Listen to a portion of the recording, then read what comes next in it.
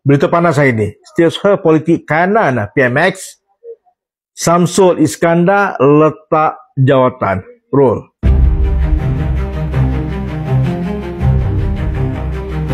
Nampak ada 5 perkara yang nak saya kongsikan. Yang pertama, Samsul Iskandar kata ada tekanan daripada luar, sama ada dari pesaingnya ataupun dari perbankan untuk dia meletakkan jawatan. Pandangan yang kedua, ianya bukan hanya sekadar naratif, tapi bersama dengan bukti, bersama dengan dokumentasi, bersama dengan screenshot yang menunjukkan wujudnya oleh Samsul Iskandar. Wallahualam, ini pandangan yang kedua yang berlegar dekat netizen. Yang ketiga, tekanan ke atas Samsul Iskandar terutamanya untuk memastikan kemenangan di PRN Sabah menyebabkan beliau terpaksa meletakkan jawatan.